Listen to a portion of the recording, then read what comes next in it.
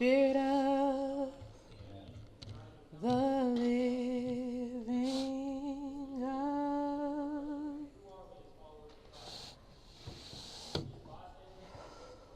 fall fresh on me. Spirit of the living God, fall fresh on me. God, be with me in this moment. Allow me to be your vessel and your channel of liberation, the conduit of your spirit to speak what it is to be released in this space. Ashe. The pericope I'm going to espouse today comes from James in the first chapter. Verses 2 through 8 is the pericope, but I'm going to focus on verses 3 through 6, and it reads, "Because you know the testing of your faith produces endurance, and let endurance have its full effect, so that you may be mature and complete, lacking in nothing. If any of you is lacking in wisdom, ask God, who gives to all generously and ungrudgingly, and it will be given to you. But ask in faith, never doubting, for the one who doubts is like a wave of the sea, driven and tossed by the wind." I don't do well with darkness. I prefer the light. It is where I function best. I like the light. I have never even learned to sleep in the dark. I learned to sleep in the light on because I like to read myself to sleep. I was not afraid of the dark, but I was taught to avoid it because there was this assumed implicit reason to fear. Let's think about it. Jesus, the light of the world, walk in the light, beautiful light, come where the dewdrops of mercy are bright. But I ask the question, does God too dwell in the darkness? All these songs and phrases I was taught that I realized ultimately collapsed my fear of darkness with the fear of the unknown. I don't like darkness because I can't see. I like the false sense of control that is given by being able to see. What dependency on physical sight has done is crippled my ability to use my other senses. I would venture to say my sense of innate giftedness is not actually physical sight. That's what's scary. The very thing I've learned to depend on to navigate the world is preventing me from my authenticity. What also frightens me is the darkness that is innately mine, the part of myself I don't know or understand, the me that still requires transformation. Yes, we are the wounded healers, but what is to be said of those wounds we still have gaping wide open while we do our healing work? I refuse to suggest that the darkness is bad or negative, and I refuse to call this darkness light.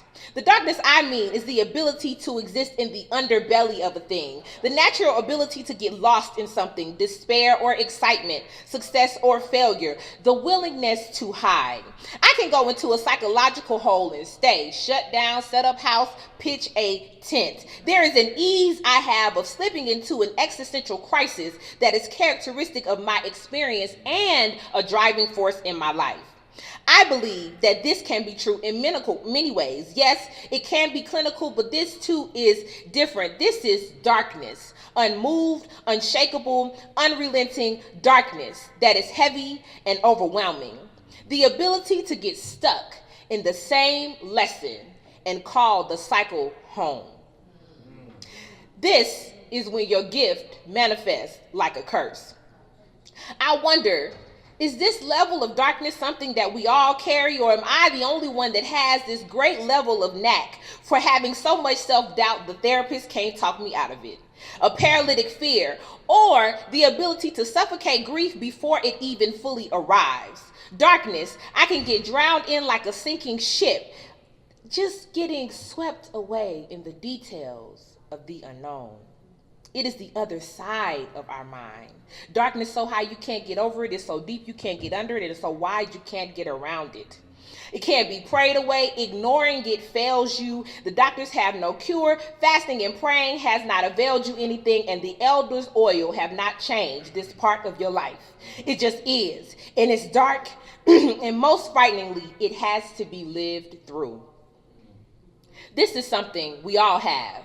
There are not exceptions to this. This is a fact of the human experience. This is when the enemy is the inner me. So then where is God in my darkness? Where is the divinity in this dimension of my humanity? Here in the text of James, we have a lot of richness to glean. As a theologian, I like James. You see, James is on the side of the oppressed. He has a particular goal in mind, reaching those outside of the stakeholders in the community. James is deeply invested in communal wellness. James is deeply identifying the work of Jesus there, and this is where James sees God. James begins this book, by recognizing those who have been dispersed or displaced. Wherever James is locating this is where James is invested to speaking to all of us. He offers here what I would say is darkness as a construct for wholeness. I believe that what he is giving us is an opportunity to navigate life individually and thus communally. Before James goes into the particulars of how to live and the specifics of it, he teaches us in general how to know and how to see. First, when we are facing constant struggles in our lives, understand that they are sent to build our muscles, to build our endurance. In life experiences, count them joy because they are bringing us wisdom. When seeking wisdom or greater knowledge, it is available when we ask. The knowledge we must all have, though, is our greatest level of self-knowledge. How can we do God's work and abandon our own self-work? In verse 4, he says, "Let your endurance have its full effect so that you might be mature and complete, lacking nothing." In other translations, it says perfect. But I suggest that this is not about the absence of blemish or mistake. But instead, as the NRSV says, it is about completeness and maturity. In our completeness, in our wholeness, in the maturity that is required to live that out, the humility that it demands, and having good character, we, through faith, can experience the joy and knowledge the Creator desires we have. But it requires all of us. Not fragments, not pieces, not just the parts we like, and not just those beams of flashing lights, but the darkness too. What then do I do with that? How do I know how to see? Knowing is seeing. Sight is your wisdom. James is mapping out liberation and radical self-love. We are to navigate by what we know. And the Creator God wishes that we have the fullness and the depths of that knowledge. So then, how do we get it? By going through the darkness. In verse 6, it says, "But ask in faith, never doubting." Never doubting. In looking up that word doubt there in the Greek, it's the same word that's used for discernment in other places.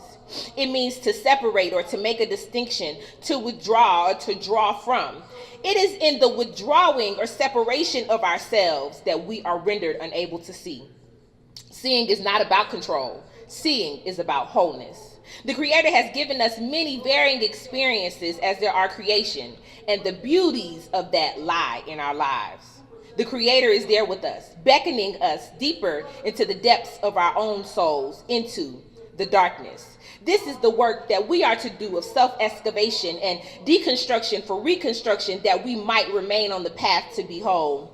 What I do know is that either way, either path we choose, we still must encounter the deepest, darkest hole we are ever to confront and walk head first into it, whether we are afraid or not.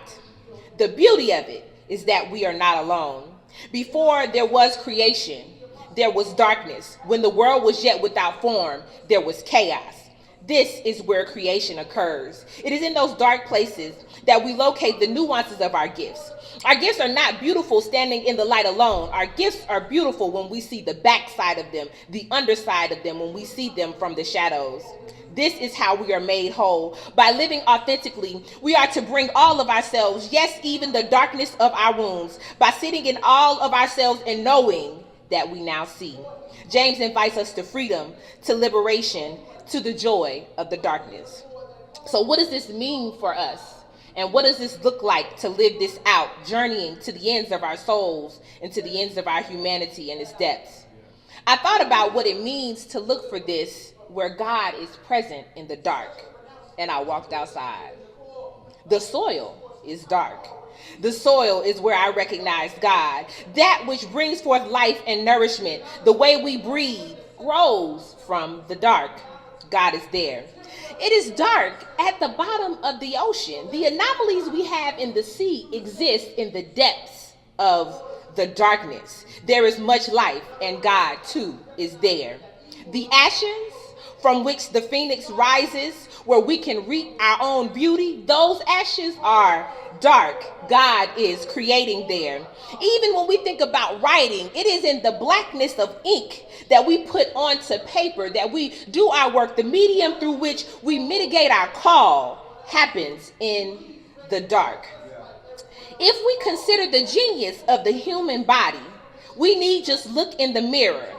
Through the view of our pupils, we see the darkness in our bodies. Our bodies are literally dark on the inside. The working of our organs, collaborating with one another and giving life one other moment, one other day, all happens in the dark.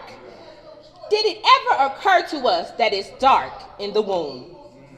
The very place where our lives were originating, where they grew, where they were gestated, it all happened in the dark. The womb, the lifebed of humanity, the womb where Jesus himself too had to grow, it happens in the dark. The womb is not certain, and no pregnancy is not simple, that we know. The miracle of the womb happens in the unknown. Our change, our transformation, our calls, our conceptions, they happen. What we are called to birth, it all is located in the dark.